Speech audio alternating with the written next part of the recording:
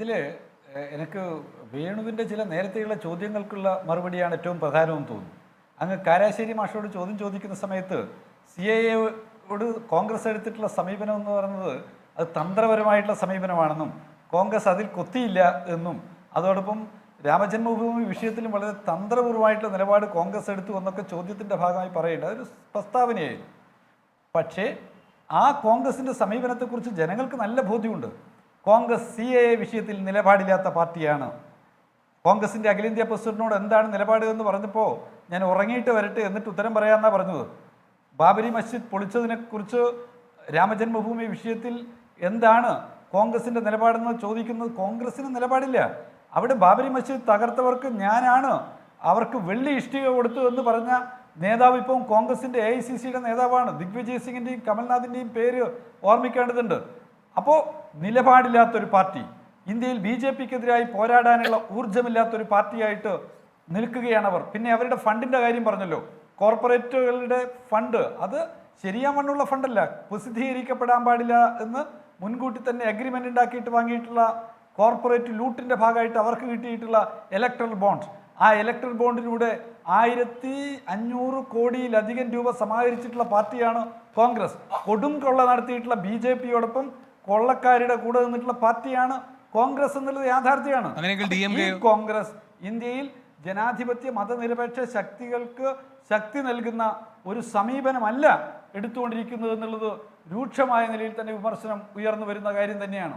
ഇതിൽ കോൺഗ്രസിൻ്റെ ഓരോ സമീപനം എടുക്കാം. വയനാട്ടിൽ ഇപ്പോൾ കൊടി മാറ്റിവെച്ച് തെറ്റിദ്ധരിക്കപ്പെടുന്നത് കൊണ്ട് ഞങ്ങളുടെ കൊടിയെ, കോൺഗ്രസിൻ്റെ കൊടിയെ, മുസ്ലിം ലീഗിൻ്റെ കൊടിയെ തെറ്റായ നിലയിൽ വ്യാഖ്യാനിക്കപ്പെടുമെന്നുള്ളതുകൊണ്ടാണ് ഞങ്ങളത് എടുക്കാതിരുന്നത്. അത് തന്ത്രപൂർവ്വമായിട്ടുള്ള ഒരു നിലപാടാണെന്ന് പറയുന്നുണ്ടല്ലോ. ആണ്ടിയുടെ മസിൽ കയറി പോയില്ലായിരുന്നുവെങ്കിൽ എന്ന് ഞാൻ പൂരിപ്പിക്കുന്നില്ല. അപ്പോൾ ആ കോൺഗ്രസ് അവിടെ ഉത്തരേന്ത്യയിൽ എടുത്തുകൊണ്ടിരിക്കുന്ന സമീപനം എന്താണ്? അവർ CAA-യെക്കുറിച്ച് പ്രതികരിക്കുന്നില്ല.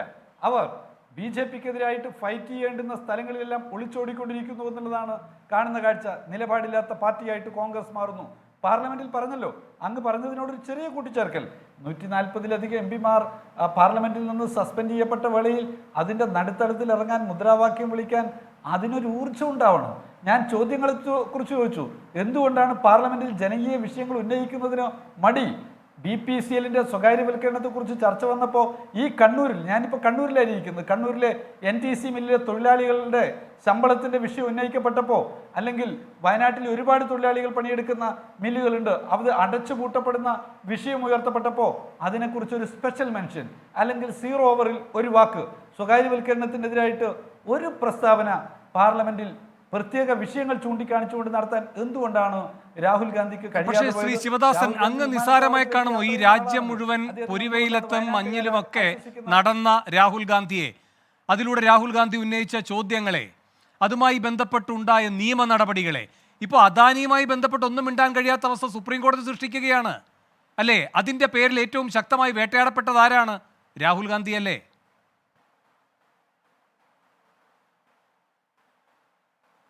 രാഹുൽ ഗാന്ധിയുടെ ത്യാഗത്തെക്കുറിച്ച് അങ്ങ് വല്ലാതെ പുളകിതനായി സംസാരിക്കുകയാണ്. അങ്ങ് രാഹുൽ ഗാന്ധി പറഞ്ഞു, വണ്ടിക്കൂലിക്ക് പൈസയില്ല, ഞങ്ങൾക്ക് തെരഞ്ഞെടുപ്പ് campaign. Rahul Gandhi I have A tremendous relationship with you എന്ന് പറഞ്ഞത് ആരെ പറ്റിയാണ്? അദാനിയെ പറ്റിയല്ല, മോദിയെ പറ്റിയല്ല, ശിവദാസന്റെ പാർട്ടിയെ പറ്റിയാണ്. കേൾക്കൂ കേൾക്കൂ കേൾക്കൂ കേൾക്കൂ അങ്ങ് പറയുന്നത് കേൾക്കൂ. എന്താണ്? രാഹുൽ ഗാന്ധി വണ്ടിക്കൂലിക്ക് പൈസയില്ല എന്ന് പറഞ്ഞ് പ്രയാസപ്പെടുമ്പോൾ DLF-ന് 170 കോടി കൊടുത്തത് ആരാണെന്ന് ഞാൻ പറയേണ്ട കാര്യമില്ല. BJP-ക്ക് DLF 170 കോടി കൊടുത്തു. ഞാൻ പറയുന്നത് വയനാട്ടിൽ രാഹുൽ ഗാന്ധിക്കെതിരായി മത്സരിക്കുന്ന K. സുരേന്ദ്രന്റെ പോസ്റ്റർ ഒട്ടിക്കുന്ന പൈസ എന്നുള്ളത് രാഹുൽ ഗാന്ധിയുടെ അളിയന്റെ കൂടി പൈസയാണ് എന്ന് ആരെങ്കിലും പറഞ്ഞാൽ കോൺഗ്രസിന് നിഷേധിക്കാൻ എത്ര പ്രയാസം ഉണ്ടാവും? നരേന്ദ്രമോദി കേരളത്തിൽ വന്ന് രാഹുൽ ഗാന്ധിക്കെതിരായിട്ട് പുഷ്പവൃഷ്ടി നടത്തുന്നതിന്റെ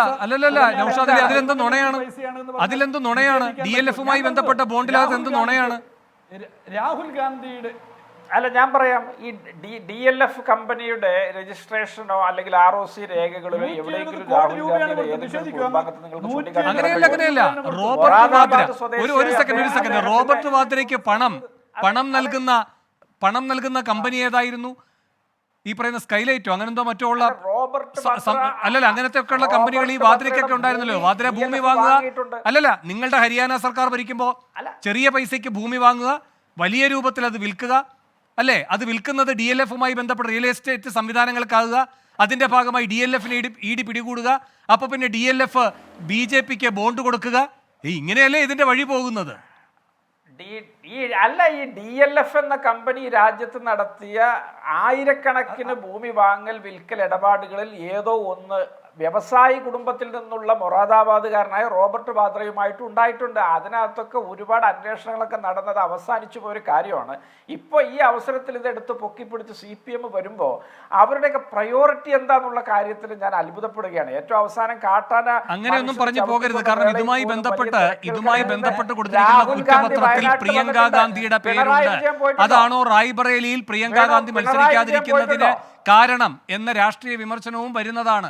അതുകൊണ്ട് ഏതോ ഒരു വ്യവസായ കുടുംബം, ഏതോ ഒരു തരം ഇടപാട് അങ്ങനെ പറഞ്ഞ് ഒഴിവാക്കാൻ കഴിയുന്നതല്ല. ശ്രീ ശിവദാസൻ തുടരാം. കേരളത്തിലെ അങ്ങയുടെ ഒരു വ്യക്തതയ്ക്ക് വേണ്ടി കോൺഗ്രസ് ബഹുമാനപ്പെട്ട കോൺഗ്രസ് പ്രതിനിധി KP നൗഷാദ് അലിയുടെ ഒരു വ്യക്തതയ്ക്ക് വേണ്ടി പറയാണ്, 2018 രജിസ്റ്റർ ചെയ്യപ്പെട്ട കേസ് പിന്നീട് ആ കേസിന്റെ തുടർ നടപടി ശ്രദ്ധിച്ചു കഴിഞ്ഞാൽ ആദ്യം DLF കൊടുക്കുന്ന ആദ്യ വിഹിതത്തിന് ശേഷമാണ് അവിടെ കോടതി നടപടികൾ മന്ദീഭവിപ്പിക്കപ്പെടുന്നത്. കോടതിയിൽ കേസ് തീർക്കുന്നതിന് മുമ്പ് തന്നെ ബാക്കി തുകയും കൊടുക്കുന്നതിലേക്ക് എത്തുകയാണ് DLF-ന്റെ.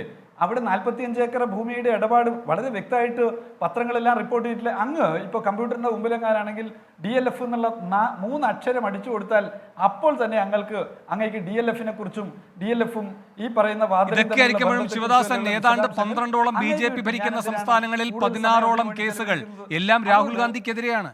ഇപ്പോഴും രാഹുൽ ഗാന്ധി ഈ പറയുന്ന ഒരു കോടതിയിൽ നിന്ന്, UP-യിലെ കോടതിയിൽ നിന്ന് ഈ പറയുന്ന ജാമ്യ അനുവാദവും കൂടെ വാങ്ങിയിട്ടാണ് പ്രചാരണവും നടത്തുന്നത്. ഇന്നലെ പോലും അതുമായി ബന്ധപ്പെട്ട വ്യവഹാരങ്ങൾ ഊർജിതമാക്കണം എന്ന് പറഞ്ഞ് UP കോടതിയിൽ സജീവമായി BJP കേന്ദ്രങ്ങൾ പ്രവർത്തിക്കുന്നുണ്ട്. ഇതൊക്കെ ശിവദാസൻ അറിയുന്നതാണ്. ഞാൻ അങ്ങോട്ട് ഒന്നുകൂടി പൂരിപ്പിക്കാം. രാഹുൽ ഗാന്ധിയെ കേസ് കൊടുത്ത് പേടിപ്പിക്കാൻ പറ്റുമെന്നു BJP-ക്കും RSS-നും അറിയാമെന്നുള്ളത് കൂടിയാണ് വസ്തുത. എന്തുകൊണ്ടെന്ന് പറഞ്ഞാൽ രാഹുൽ ഗാന്ധി മാപ്പ് പറഞ്ഞത് അങ്ങേക്ക് ഓർമ്മയില്ലേ? എന്തിനാ മാപ്പ് പറഞ്ഞത്? എന്തിനാണ് രാഹുൽ ഗാന്ധി കോടതിയെ മാപ്പ് പറഞ്ഞത്? ഈ രാജ്യത്ത് സുപ്രീം കോടതി ഒറ്റ വാക്കിൽ പിടിച്ചു തൂങ്ങി, ആ ഒരൊറ്റ സാങ്കേതികമായ ഒറ്റ വാക്കിൽ പിടിച്ചു തൂങ്ങി വിറപ്പിച്ചാൽ പിന്നെ എന്ത് ചെയ്യും?